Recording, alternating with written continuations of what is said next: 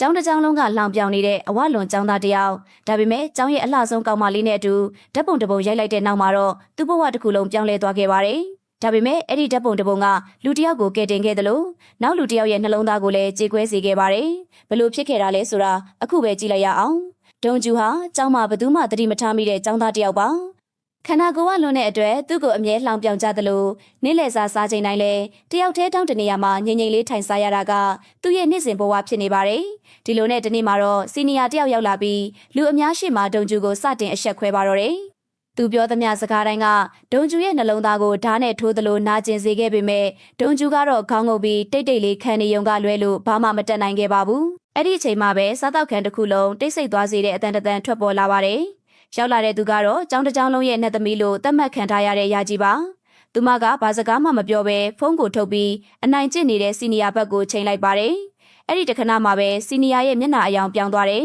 ။သူ့ရဲ့ပုံသားပြန့်သွားရင်သူတိဆောက်ထားတဲ့ပုံရိပ်အလုံးပျက်စီးသွားနိုင်တယ်ဆိုတာသူကောင်းကောင်းသိနေပါတယ်။ဒါပေမဲ့ယာကြီးကပြုံးပြီးသူ့ကိုဓာတ်ပုံရိုက်နေတာမဟုတ်ဘူးလို့ပြောလိုက်ပါတယ်။ဒီနေ့ကစပြီးမိတ်ဆွေအသစ်ဖြစ်လာတဲ့ဒုံကျူနဲ့အမတ်တရဓာတ်ပုံရိုက်နေတာလို့ပြောလိုက်တဲ့စကားတခွန်းကြောင့်အားလုံးအံ့အားသင့်သွားကြပါတယ်။အဲ့ဒီတခဏတည်းနဲ့ဒုံကျူရဲ့ဘဝကလုံးဝပြောင်းလဲသွားပါတယ်။ခဏအကြာကအထိသူ့ကိုလှောင်နေတဲ့သူတွေကအခုတော့သူ့နာကိုဝိုင်းလာကြတယ်။စကားလာပြောကြတယ်။အရေးပါတဲ့သူတယောက်လိုဆက်ဆံလာကြပါတယ်။ဒုံကျူလည်းအခုမှလူတယောက်လိုအတိမတ်ပြုခံရတဲ့ခံစားချက်ကိုပထမဆုံးအကြိမ်ရရှိခဲ့ပါတယ်။ယာကြီးကတော့လှရုံတယ်မကပဲစိတ်ထားလဲကောင်းပါတယ်။မတရားတာတွေ့ရင်အမျက်ရှိထွက်ပြီးကုညီပေးတတ်တာကြောင့်ចောင်းသားတော်တော်များများကသူမကိုလေးစားကြပါတယ်။ဒုံကျူကဒီကျေးဇူးကိုပြန်ဆက်ချင်ပေမဲ့ဘာလို့ပေးရမှန်းမသိပါဘူး။တစ်ဖက်မှာတော့ယာကြီးရဲ့ရင်ထဲမှာနှစ်ပေါင်းများစွာတင်ထားတဲ့လူတစ်ယောက်ရှိနေပါတယ်။သူကတော့စန္ဒယာတိယာမှာထူးချွန်ပြီးကျောင်းရဲ့နာမည်ကြီးကျောင်းသားစုပင်ပါ။ကျောင်းမှာတော့လူတိုင်းကသူတို့နှစ်ယောက်ကိုစုံတွဲလို့ထင်နေကြပေမဲ့တကယ်တမ်းမှာတော့သူတို့ဟာငယ်တငယ်ချင်းတွေထက်မပိုခဲ့ပါဘူး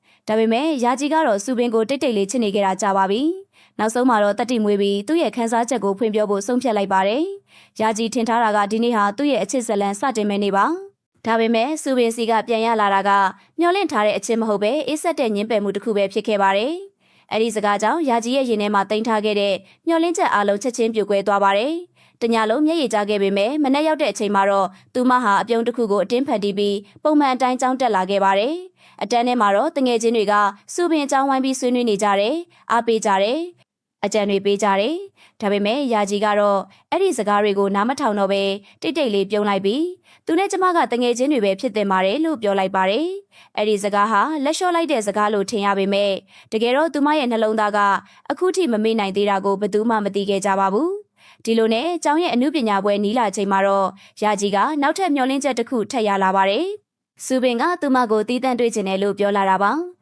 ယာကြီးကတော့ဒီတစ်ခေါက်တော့တေချာပေါက်အချစ်ကိုပြန်ရတော့မယ်လို့ယုံကြည်ပြီးအလှဆုံးပြင်ဆင်လာခဲ့ပါတယ်။ဒါပေမဲ့စုပင်ပြောလိုက်တဲ့စကားတစ်ခွန်းကယာကြီးရဲ့ကဘာတစ်ခုလုံးကိုထပ်ပြီးပြိုလဲသွားစေခဲ့ပါတယ်။ဘာကြောင့်လဲဆိုတော့စုပင်ချစ်နေတဲ့သူကယာကြီးမဟုတ်ပဲတခြားမိန်းကလေးတစ်ယောက်ဖြစ်နေခဲ့လို့ပါ။ဒီတစ်ခါတော့ယာကြီးရဲ့နှလုံးသားဟာအရင်ကထက်တောင်ပိုပြီးကြေကွဲသွားခဲ့ပါတယ်။ယာကြီးကအပြင်ပန်းမှာတော့အေးအေးဆေးဆေးနေနိုင်တယ်လို့ထင်ရပေမဲ့ရင်ထဲမှာတော့စုပင်ပြောခဲ့တဲ့စကားတွေကိုမေ့မရနိုင်သေးပါဘူး။အချိန်တိုင်းသူတို့နှစ်ယောက်အတူရှိခဲ့တဲ့အမှတ်တရတွေကိုပဲပြန်တွေးနေမိတယ်။ဒါပေမဲ့စုပင်ကတော့သူချစ်တဲ့မိန်းကလေးနဲ့ပိုပြီးနီးစပ်လာတာကိုမြင်ရတဲ့အချိန်တိုင်းယာကြီးရဲ့နှလုံးသားဟာထက်ခါကြေကွဲနေရပါတယ်။ဒီအချိန်မှာပဲဒုံကျူစီကိုသတင်းကောင်းတစ်ခုရောက်လာပါတယ်။သူကို entertainment company တစ်ခုကလက်ခံလိုက်ပြီဆိုတဲ့သတင်းမှာအတန်းဖော်ရီအားလုံးအံ့အားသင့်သွားကြသလိုအရင်ကသူ့ကိုအထင်သေးခဲ့တဲ့သူတွေတောင်လေးစားတဲ့မျက်လုံးတွေနဲ့ကြည်လာကြပါတယ်။ဒုံကျူကလည်းသူ့ဘဝအခုမှအောင်မြင်တော့မယ်လို့ထင်နေခဲ့တယ်။ဒါပေမဲ့အမှန်တရားကတော့သူထင်ထားသလိုမဟုတ်ခဲ့ပါဘူး။အဲ့ဒီကုမ္ပဏီကသူ့ကိုအမှုပညာရှင်ဖြစ်အောင်မွေးထုတ်ပေးဖို့မဟုတ်ပဲဟိုတယ်မှာဝန်ထမ်းအဖြစ်အလုပ်လုပ်ခိုင်းဖို့လှည့်စားခဲ့တာဖြစ်ပါတယ်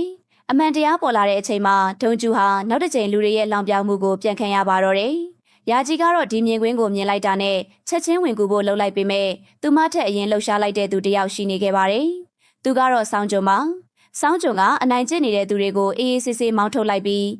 ဒုံကျူကိုကာကွယ်ပေးခဲ့ပါတယ်။ဒါပေမဲ့သူကယာကြီးကိုတော့ဒုံကျူနဲ့ရိုက်ထားတဲ့ဓာတ်ပုံကိုဖြုတ်ပစ်ဖို့ပြောပါတယ်။ယာကြီးကတော့လုံးဝညှင်းလိုက်ပါတယ်။အဲ့ဒီအစားအမှုပညာပွဲမှာသူနဲ့အတူတက်ပြိုင်ပေးရင်စဉ်းစားပေးမယ်လို့အပေးယူလုပ်လိုက်ပါတယ်။အစာပိုင်းမှာစောင်းကြုံကညင်းပေမဲ့ယာကြီးရဲ့ဇွဲကြောင့်နောက်ဆုံးမှာတော့သဘောတူလိုက်ရပါတယ်။ဒီလိုနဲ့လူနှစ်ယောက်ဟာအတူလေးချင်းဖို့စတင်ဖြစ်လာခဲ့ပါတယ်။အစာပိုင်းမှာတော့နှစ်ယောက်စလုံးအဆင်မပြေခဲ့ပါဘူး။ဒါပေမဲ့အချိန်ကြာလာတာနဲ့အမျှသူတို့နှစ်ယောက်ဟာစကားပြောရတာတက်တောင့်တက်တာဖြစ်လာကြတယ်။ တယောက်ရဲ့အားနည်းချက်ကိုတယောက်နားလည်လာကြတယ်။ဆောင်းကျွန်းကအပြင်ပန်းမှာအေးဆက်ပြီးစကားနေတဲ့သူဖြစ်ပေမဲ့တကယ်တော့စိတ်ဒဏ်ရာတွေနဲ့ရှင်သန်နေတဲ့လူတစ်ယောက်ဖြစ်နေခဲ့ပါတယ်။ရာကြီးရဲ့တောက်ပတဲ့အပြုံးတွေကသူ့ရဲ့မှောင်မိုက်နေတဲ့ဘဝတွေကိုအလင်းရောင်တစားပြန်ယူဆောင်လာပေးခဲ့တယ်။ဒီမြင်ကွင်းတွေကိုစူပဲမြင်လိုက်တဲ့အချိန်မှာတော့သူ့ရင်ထဲမှာမနာလိုစိတ်တွေတဖြည်းဖြည်းကြီးထွားလာပါတော့တယ်။ရာကြီးကိုဆုံးရှုံးတော့မယ်ဆိုတဲ့ခံစားချက်ကိုအဲ့ဒီအချိန်ကျမှသူသေချာနားလည်လာတာပါ။နောက်ဆုံးတော့အမှုပညာပြိုင်ပွဲနေရောက်လာပါတယ်။ရာကြီးနဲ့စောင်းကျွန်တို့နှစ်ယောက်စင်ပေါ်တက်ဖို့အလှည့်ရောက်လာတဲ့အချိန်ရာကြီးဟာအရင်ကအဆက်ခွဲခံခဲ့ရတဲ့အမှတ်တရတွေကိုပြန်သတိရပြီးကြောက်ရွံ့မှုတွေပြန်ဝင်လာပါတယ်။သူမရဲ့လက်တွေတုန်နေတယ်။အသက်ရှူတမ်းတွေမြန်လာတယ်။အဲ့ဒီအချိန်မှာစောင်းကျွန်ကတိုးတိုးလေးပြောလိုက်တဲ့စကားတစ်ခွန်းက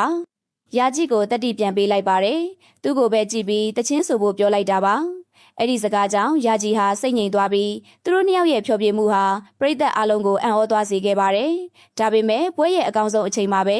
တယောက်ယောက်ကအတန်စနစ်ကိုဖောက်ထွင်းပြီးရာကြီးကိုနာမည်ဖြတ်ထားတဲ့အတန်ဖိုင်ကိုဖွင့်ချလိုက်ပါတယ်။လက်ကုပ်တန်တွေချက်ချင်းပျောက်သွားတယ်။လူတိုင်းရဲ့ကြည်တွေကရာကြီးစီကိုပြောင်းသွားတယ်။အဲ့ဒီအချိန်မှာစူပင်ကရုတ်တရက်ရှေ့ထွက်လာပြီးအဲ့ဒီအတန်ဖိုင်ကိုချက်ချင်းပိတ်ပစ်လိုက်ပါတယ်။ရာကြီးကိုနောက်ထပ်အဆက်မကွဲစေချင်တော့တာကြောင့်ပါ။ဒါပေမဲ့ဖြစ်သွားတဲ့ကိစ္စကိုတော့ပြန်ပြင်လို့မရတော့ပါဘူး။နောက်ပိုင်းမှာအမှန်တရားအလုံးပေါ်ပေါက်လာပြီးရာကြီးလည်းသူ့ရဲ့နာမည်ကိုပြန်တန့်ရှင်းအောင်သက်သေတွေထုတ်ပြနိုင်ခဲ့ပါတယ်။တပတ်မှာတော့စူပင်ဟာသူ့ရဲ့ခန်းစားချက်အမှန်တွေကိုဖွင့်ပြောပြီးရာကြီးကိုချစ်နေခဲ့တာအစကတည်းကဖြစ်ကြောင်းဝန်ခံလိုက်ပါတယ်။ဒါပေမဲ့အချိန်ကအရန်နောက်ကျသွားခဲ့ပါပြီ။စူပင်ဟာကျောင်းကနေထွက်ခွာသွားခဲ့ရပါတယ်။ရာကြီးကသူ့ကိုအကြိမ်ကြိမ်ရှာပေမဲ့ဘယ်နေရာမှမတွေ့တော့ပါဘူး။လတွေကြာသွားတဲ့နောက်ရာကြီးကလည်းသူ့ဘဝကိုရှေ့ဆက်ဖို့ကြိုးစားခဲ့တယ်။ဒါပေမဲ့သူမရဲ့နှလုံးသားထဲမှာစူပင်အတွက်နေရာတစ်ခုကတော့အမြဲရှိနေသေးပါ။ဒီနေ့မှာတော့ကျောင်းရဲ့ဂီတာခန်းထဲကိုရာကြီးဝင်လာတဲ့အချိန်အရန်ရင်းနှီးတဲ့လူတစ်ယောက်ကိုပြန်တွေ့လိုက်ရပါတယ်။အဲ့ဒီလူကတော့စူပင်ပါ။သူကဘာစကားမှမပြောဘဲရာကြီးရဲ့လက်သန်းလေးကိုအသာရကင်လိုက်ပါတယ်။အဲ့ဒီအခိုက်အတန့်မှာရာကြီးနားလည်လိုက်တာကသူမစောင့်နေခဲ့တဲ့လူဟာနောက်ဆုံးတော့ပြန်လာခဲ့ပြီဆိုတာပါ။ဒီနေရာမှာပဲဇလန်းကအဆုံးသတ်သွားပါတယ်။ဒီဇက်ကားကတော့လူတစ်ယောက်ကိုပြောင်းလဲစေတာကရုပ်ရည်မဟုတ်ဘူး။နှွေးထွေးတဲ့စိတ်ထားနဲ့မှန်ကန်တဲ့ရွေးချယ်မှုတွေဖြစ်တယ်ဆိုတာလှလှပပပြသသွားတဲ့ဇက်ကားကောင်းတကားလို့ပြောရမှာပါဒီလိုမျိုးဇက်ကားကောင်းတွေကိုဆက်လက်နားဆင်ကြနေဆိုရင်တော့ကျွန်တော်တို့ရဲ့ Boss 97 Channel ကို Subscribe လုပ်ထားဖို့မမေ့ပါနဲ့နောက်ဗီဒီယိုမှာထပ်မံတွေ့ဆုံကြပါမယ်